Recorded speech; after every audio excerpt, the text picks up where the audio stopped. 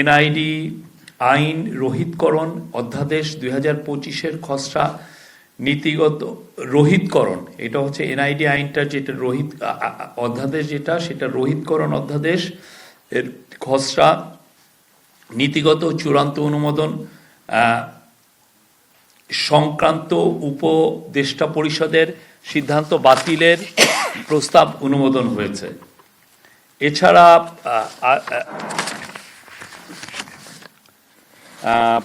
আরেকটা হচ্ছে যে আপনি মোবাইল ফোন আমদানিতে কাস্টমস ডিউটি কমানো হয়েছে। সেটা আগে ছিল 25% কাস্টম ডিউটি, এখন দিতে হবে 10%। এটা করা হয়েছে এবং যারা মোবাইল ফোন যারা এখানে ম্যানুফ্যাকচার করেন তাদের জন্য কাস্টম ডিউটি যেটা আগে 10% ছিল সেটা 5% করা হয়েছে। এর ফলে আশা করা হচ্ছে যে বাংলাদেশে মোবাইল ফোন ইন্ডাস্ট্রি আরও বেশি ব্যাপকতা পাবে, আরও অনেকে ইন্টারেস্টেড হবেন বাংলাদেশে মোবাইল ফোন ম্যানুফ্যাকচারিং করতে। এবং আপনারা জানেন যে বাংলাদেশে প্রচুর বিদেশ থেকে ইউজ মোবাইল ফোন আনা হয়, এনে কিছুটা রিপারবিশ করে এটা বিক্রি করা হয়। এতে আমাদের ক্রেতা সাধারণ যথেষ্ট ক্ষতিগ্রস্ত হন, আমরাও সরকারও অনেক ট্যাক্স থেকে বঞ্চিত হন।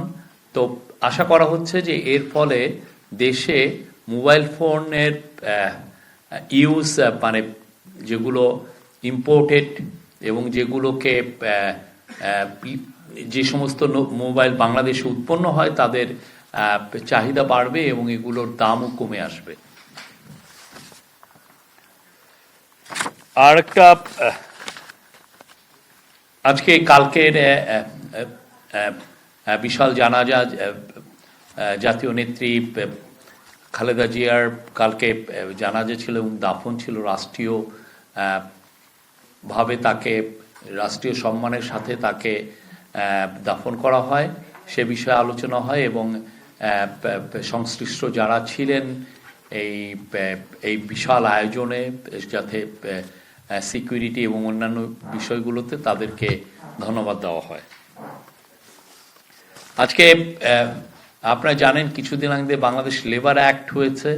লেবার অ্যাক্টের কিছু বিষয়ে কমপ্লেন আছে, তো সেগুলোর জন্য এই কমপ্লেনগুলো আবার রিভিউ করার জন্য একটা কমিটি করা হয়েছে। আপনার অতি শীঘ্র এটার অ্যানাউন্সমেন্টটা পাবেন। কমিটিতে কারা কারা আছেন তারা লেবার একটা খুব দ্রুত একবার রিভিউ করবেন, করে দেখবেন যে কোথায় কোথায় কোনো অসঙ্গতি আছে কিনা, বা এটাকে পুরোপুরি রিভিউ করে তারা আবার একটা রিপোর্ট ক্যাবিনেটের কাছে দিবে। আপনি জানেন যে আমরা কিছুদিন আগে ন্যাশনাল ডাটা অথরিটি করার একটা প্ল্যান ছিল, এই বিষয়ে প্রস্তাব এসেছিল এবং এই প্রস্তাবের উপরেই আসলে বাংলাদেশের বা পুরো পৃথিবীতে যে ডেটাটা সেটা আসলে একটা মূলত একটা অথরিটি দেখেন, একটা সেপারেট একটা অথরিটি। কিন্তু বাংলাদেশের ক্ষেত্রে ইলেকশন কমিশন এটা দেখছেন, কিন্তু এখন যেহেতু আমরা ইলেকশনের খুব কাছে, তো এখন আর এই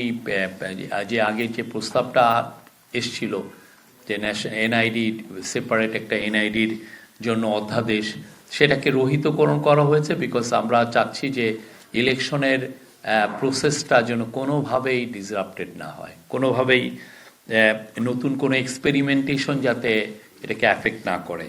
আর মোবাইল ফোনের ক্ষেত্রে আগে ট্যাক্স ইনসিডেন্স ছিল ইম্পোর্টের ক্ষেত্রে 61.80, এখন ইম্পোর্টের ক্ষেত্রে এটা কমে আসবে 43.43%। আর কাস্টমস ডিউটির ক্ষেত্রে আগে ট্যাক্স ইনসিডেন্স ছিল মানে যেগুলো মোবাইল ফোন যারা ম্যানুফ্যাকচারিং করতেন বাংলাদেশে তাদের জন্য ট্যাক্স ইনসিডেন্স ছিল 17%-এর মতো, 17.20, যেটা এখন তার মধ্যে 10% ছিল কাস্টমস ডিউটি। এখন কাস্টমস ডিউটি 10% থেকে নেমে 5% হবে।